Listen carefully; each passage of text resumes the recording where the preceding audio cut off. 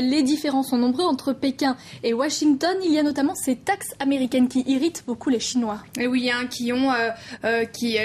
effectivement, ces taxes américaines qui irritent les Chinois, en particulier cette taxe américaine de 35% sur les pneus chinois imposée en septembre 2009 par le président Barack Obama. En décembre dernier, l'Organisation mondiale du commerce a tranché en faveur de Washington. Vous venez d'entendre Joris Zilberman. Il s'est rendu sur place pour nous en Chine pour nous parler de ce différend commercial.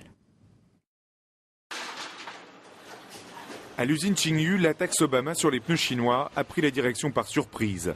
Elle allait conclure un gros contrat avec des clients américains, un violent coup d'arrêt confirmé par le récent jugement de l'OMC favorable à Washington.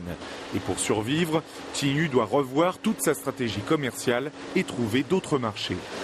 那么他们现在暂停了这种合同的谈判，因为他们在观望，在等待，每天生产1万条。那么如果按正常的水平，将会有25%到30%的产品会进入到美国市场。 Dans le fond, la taxe américaine n'a pas étonné les Chinois. Ils savent qu'un président démocrate est toujours plus enclin à protéger l'industrie et l'emploi aux États-Unis. C'est l'ampleur de la taxe et la manière qui ont déplu. La Chine a eu le sentiment de perdre la face.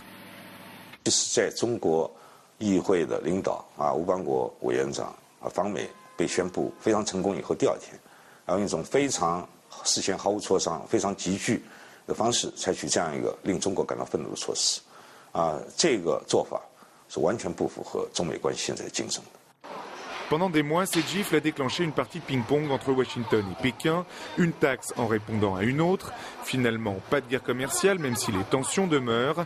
Les Américains assument leur protectionnisme, d'autant mieux que leurs entreprises se plaignent de la fermeture du marché chinois. The Chinese definition of what constitutes national security is very, very broad. It goes far beyond national defense and defense-related industries. So I think in some particular sectors we are already seeing markets closing. D'autres pommes de discorde perdurent entre Pékin et Washington, comme le surplus commercial chinois. Mais le serpent se mord la queue tant les deux économies sont interdépendantes. Les investissements américains en Chine représentent 44% de cet excédent.